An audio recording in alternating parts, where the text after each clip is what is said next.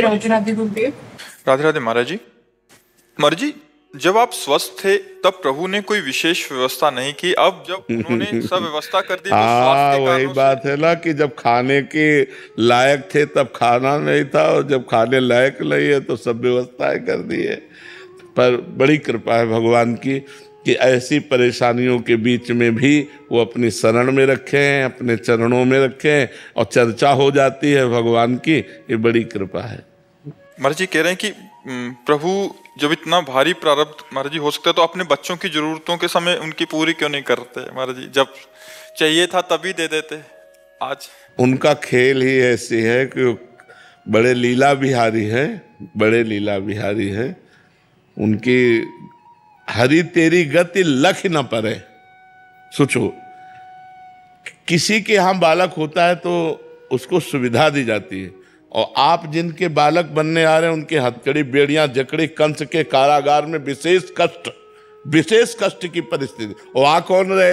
अखिल लोक ब्रह्मांडों के स्वामी आ रहे, और देवकी वसुदेव के हाथ पैर में बेड़ियां जकड़ी हुई हैं, और दुष्ट राक्षसों का कड़ा पहरा है कंस का। किसी भी तरह की कोई सुविधा ना दी जाए। भारी कष्ट में 6 बच्चे मार डाले गए। कितना भयंकर कष्ट आप सोचो। पत्थर में पटक करके नवजात शिशुओं की हत्या कर दी गई, और दुष्ट राजा कठोर शासन में। और आ कौन रहे? सकल जगत का मंगल करने वाले भगवान कंस के कारागार में प्रकट हो रहे। देवकी जी देखकर अभी छक नहीं पा रही हैं कि वो आदेश कर रहे हैं हमको गोकुल में छोड़िया। क्या इतने सुंदर त्रिभुवन मोहन पुत्र को, जिसे एक क्षण भी अलग करना प्राण निकल जाए, देवकी जी को तुरंत वसुदेव जी के गोद में, और उस पुत्र की रक्षा हो इसलिए गोकुल पधरा देते हैं। बड़ा विचित्र भगवान का लीला चरित्र है। इसलिए ये नहीं कहा जा सकता कि ऐसा भगवान ने क्यों नहीं किया। शायद उस समय भगवान सुविधा दिए होते तो हम ये चढ़ाई ना चढ़ पाते। जो साधना की चढ़ाई चढ़े वो चढ़ाई न चढ़ पाते, फिसल जाते। भगवान ने इसीलिए वो हमको कठोरताएं दी, जिससे हम उन कठोरताओं के बल पर इस चढ़ाई को चढ़ पाए, और आज हम आप लोगों के सामने सेवा करने योग्य बने कि हम अपनी वाणी के द्वारा, अपने आचरणों के द्वारा आपको सुखी कर पाए। नहीं तो शायद है ऐसा ना हो पाता। तो भगवान जो करते हैं वो बड़ा मंगलमय करते हैं, उनका हर विधान मंगलमय होता है। महाराज जी क्या हर एक साधक के जीवन में ऐसा कष्ट आना जरूरी है या प्रतिकूलता आना जरूरी है? देखो, जो जितनी ऊंचाई पर चढ़ना है तो फिर उतनी चढ़ाई तो चढ़नी ही पड़ेगी। तो जितना जो चढ़ पाया वो वहीं स्थिर है। अब तीनों टाइम बढ़िया भोजन मिल रहा हो और ऐसी व्यवस्था सब बढ़िया, तो भजन में मन लगेगा क्या? जब न खाने को, न पीने को, न रहने का ठिकाना, न कोई, तो हर समय मंत्राकार वृत्ति की भगवान के सिवा हमारा कोई नहीं। एक गंगा मैया का किनारा और भगवान का भरोसा, और भूख प्यास से लड़ने के लिए, सर्दी गर्मी से लड़ने के लिए केवल चिंतन को शरीर से हटाकर भगवान में लगाना है। निरंतर भगवदाकार वृत्ति, वही कृपा आज मिली है। अगर उस समय हमें सांसारिक सुख मिलते तो शायद ये लाभ ना मिल पाता। तो हमें लगता है भगवान की विशेष कृपा है, दोनों पक्ष में विशेष कृपा है। जब हमें साधना की चढ़ाई पर चढ़ाना था तब सुविधा नहीं दी, और जब सुविधा भोगने लायक ले रहे तो सुविधाएं दे दी। ये कृपा है उनकी।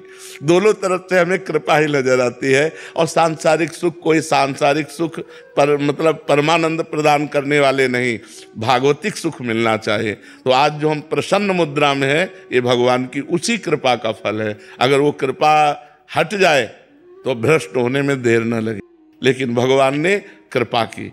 जब हम भ्रष्ट होने योग्य थे तब सामग्री नहीं दी, जब सामग्री दी तो भ्रष्ट होने योग्य नहीं रखा। ये उनकी विशेष कृपा बहुत बड़ी कृपा भगवान की। महाराज जी कोई फिर हल बता दीजिए, क्योंकि आपको सुनने वाले बहुत सारे ऐसे भक्तजन हैं जिनके पास सब वैभव है, मतलब सब सुख सुविधाएं हैं, जिनको हमारी बात मान लो। देखो, जो लाखों को सुधारने लायक बनाया जाता है ना, उसकी कड़ी परीक्षा होती है कि आप लाखों को लेकर के हमारे पास आओगे। तो इसलिए भगवान ने हमको ऐसी कड़ी परीक्षाओं में ऐसे रखा कि तुम तैयार हो और लाखों को पकड़ो और हमारे पास लेके आओ। तो तुमको उतनी कड़ी परीक्षा नहीं करनी, तुमको केवल हमारी बात माननी। बात मान लो तो तुम जहां हो वहीं से भगवत प्राप्ति की योग्य हो जाओगे। इसीलिए भगवान ने इतनी कड़ी परीक्षाएं, ऐसी परिस्थितियां डाल डाल करके पक्का किया है कि तुम हजारों का कल्याण कर सकते हो, हजारों को अपनी वाणी के द्वारा सुधार सकते हो। तो आप हमारी बात मान लो तो आपका कल्याण हो जाएगा, आपका मंगल हो जाएगा। आपको वो तपस्या, आपको वो कष्ट नहीं झेलने पड़ेंगे। जो कष्ट झेलकर हमने अनुभव किया वो बात तुम मान लो तो उसी से मंगल हो जाएगा। उस सब सुख सुविधाओं में रहते हुए कैसे भजन करें? बिल्कुल भजन होने लगेगा। हम कह रहे हैं हर सुख सुविधा को भगवान को समर्पित करो। जैसे हम ऐसे भोजन पाते हैं तो भोजन होता है, लेकिन जब हम भगवान को अर्पित कर देते तो प्रसाद होता है। और भोजन पाने से पुण्य क्षय होंगे, लेकिन प्रसाद पाने से पुण्य बढ़ेंगे।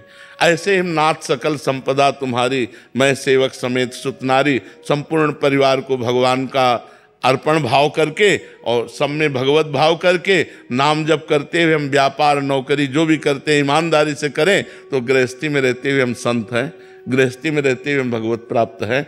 बात होती है आचरणों से, चिंतन से, वो आप भी कर सकते हो। अच्छा, जैसे गृहस्थ आदमी को काम वेदना आई, अपनी पत्नी है, अपनी पत्नी से अगर दूसरे की पत्नी तो वही पाप हो गया। ऐसे ही मोह सताया तो अपने पुत्र में गोपाल जी की भावना करो, मेरे भगवान पुत्र रूप में आए तो आपका कल्याण है, आपका मंगल है। जैसे हम चराचर जगत में भगवत भाव कहते हैं, आप अपने परिवार में भगवत भाव करके मुक्त हो सकते हो। पर भाव करना पड़ेगा, सब में भगवत भाव करना पड़ेगा। तन मन धन सर्वस्व भगवान का मानना पड़ेगा, नाम जप करना पड़ेगा और कोई पाप आचरण ना हो ये सावधानी रखनी पड़ेगी। तो गृहस्थ में रहते हुए सुखपूर्वक भगवान की प्राप्ति हो जाएगी।